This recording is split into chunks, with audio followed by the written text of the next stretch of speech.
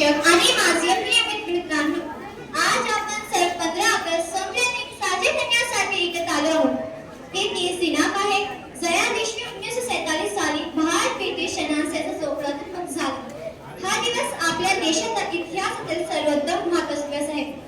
आपल्या स्वातंत्र्याचे अमूल्य भेट अनेक स्वातंत्र्य सैनिकांच्या त्यागातून मिळाले आहे। त्यामुळे आपल्याला त्यांच्या बलिदानाचे स्मरण आज नक्कीच करायला हवे। महात्मा गांधी, नेताजी सुभाषचंद्र बोस, भगत सिंग, झाशीची राणी लक्ष्मीबाई, लोकमान्य टिळक अनेक क्रांतिकारकांनी आपले संपूर्ण आयुष्य समर्पण केले। त्यांनी कोणत्या धैर्य वगैरे संघर्ष केला आणि काही आज आपण मोठ्या आकाशाखाली विश्वास ठेवू शकतो, विचार व्यक्त करू शकतो, हे त्यांचं त्या आयुष्यात झाले आहे।